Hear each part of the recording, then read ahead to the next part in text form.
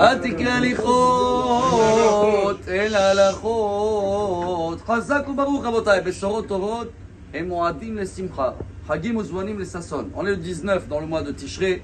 On est dans le 5e jour aujourd'hui de Sukkot avec l'invité d'honneur Aharon Cohen qui nous apprend bien sûr de chercher le shalom.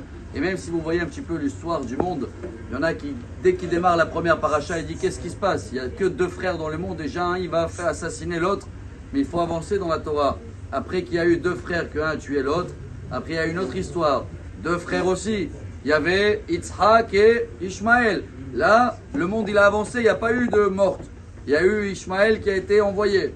Après le monde il a avancé encore plus. Il y avait Yaakov et Esav, ils sont nés dans le même ventre. Eux déjà ils ont fait la paix. Après 20 et quelques années ils se sont rencontrés. Mais ils n'arrivaient pas encore à cohabiter ensemble. Après plus tard il y avait Yosef avec ses frères. Et c'est la première fois qu'entre frères, même si c'était très dur pendant 20 et quelques années, mais après il y a le shalom et le pardon. Le premier qu'il arrive dans l'histoire de Yosef. Et après le monde il a été élevé, 4e niveau, 5e dimension, c'est qui? C'est Moshe et Aaron. Quand la première fois dans la Torah, un grand frère, il arrive à être sous le petit frère, parce qu'Aaron il était le grand, 3 ans d'écart avec Moshe. Et quand Aaron il a dit à Moshe, je suis là, je suis heureux pour toi, je suis tout, alors le monde il a été réparé et le peuple d'Israël il pouvait sortir d'Égypte.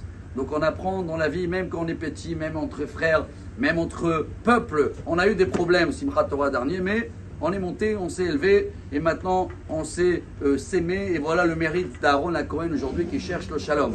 Pour nous rappeler quelque chose de très beau, vous connaissez tous le midrash qu'on est en train de secouer dans tous les sens et on tourne en rond en ce moment avec les 4 espèces. Le midrash il raconte bien sûr que l'étrog il a un goût, il a d'odeur, c'est les gens qui ont Torah, mitzvot. Le lulav il n'y a que le goût, c'est un palmier mais il n'y a pas d'odeur.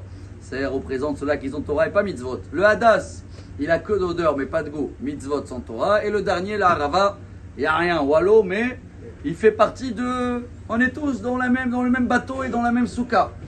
Mais il y a quelque chose de très bon. On va terminer avec ce message. Parce qu'il y en a beaucoup qui ne comprennent pas pourquoi on secoue dans tous les sens. Et vous calculez, tous les jours on fait ça.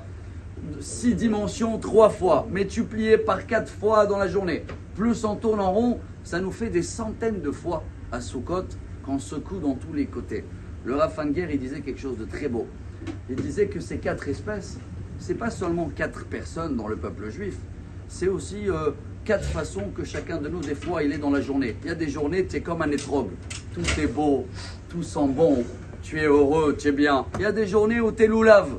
Tu tiens la route, mais il n'y a pas de goût dans la journée. Il y a des fois, c'est l'inverse. Tu as une bonne odeur, il y a la spirituelle, mais la parnassa, le matériel, il n'est pas là. C'est le hadas.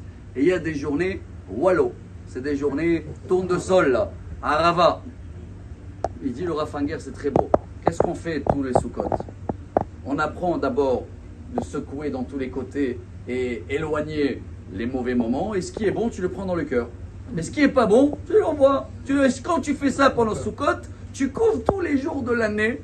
Et comme ça, moins on va tourner en rond dans l'année, moins on va prendre à cœur ce qu'il ne faut pas prendre à cœur. Et on va comprendre qu'on passe tous à travers de ces 4 catégories de journées. Des fois, on a les 4 dans la même journée aussi. Hein. Tout est possible. Alors, quand on le fait ça, on doit penser à toute l'année. On couvre tout. Et même si là, on a dépassé un peu les 3 minutes, mais voilà les 4 minutes qui nous apprend les 4 espèces, les 4 dimensions du monde. Et le mérite d'Aaron Cohen va nous amener au Fros Alen, au Soukat Shelomecha, tout le peuple d'Israël, avoir que des bonnes nouvelles et Moadim les Simcha. Amar Rabbi Elazar, Amar Rabbi Hanina.